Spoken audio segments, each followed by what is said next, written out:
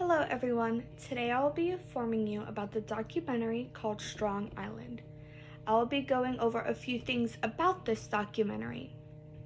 The first topic that I will be going over is when this story took place. The second thing that I will be discussing is who this documentary is about.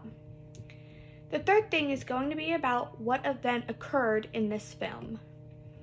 The fourth topic is about who the man was that murdered William Ford. And the last thing that I will be discussing is if the case ever made it to trial. This film is based on an event that occurred 25 years ago in New York during the month of April of 1922. This documentary was directed by a man named Yancey Ford, who was 19 at the time of this event. The film is about his older brother, William Ford. According to the website People, he was a 24-year-old African-American math teacher at a high school. He was awarded as a hero for detaining an armed robber. William was then murdered in Central Islip, New York. According to the website The Guardian, there were no witnesses of the shooting, even though there were plenty of people around, including William's friend, Kevin Myers. When police arrived at the scene, they treated Myers and Ford as if they were the criminals and not the victims.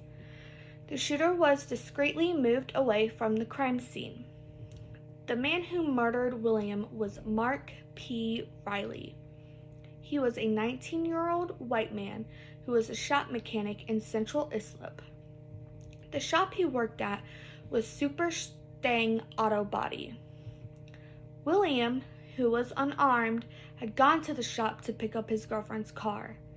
That is when Ford and Riley had got into an argument. The case of William Ford was never brought to court. An all-white jury had decided that there was no evidence to indicate who the shooter was. They believed it was a simple case of self-defense out of fear. To this day, the case file remains sealed.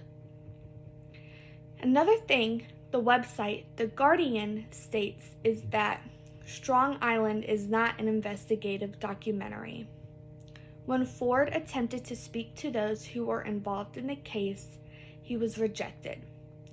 To this day, questions remain unanswered about official procedure, conduct, and extrajudicial influence. This film shows lack of justice for this family. That is my informative speech about the documentary called Strong Island.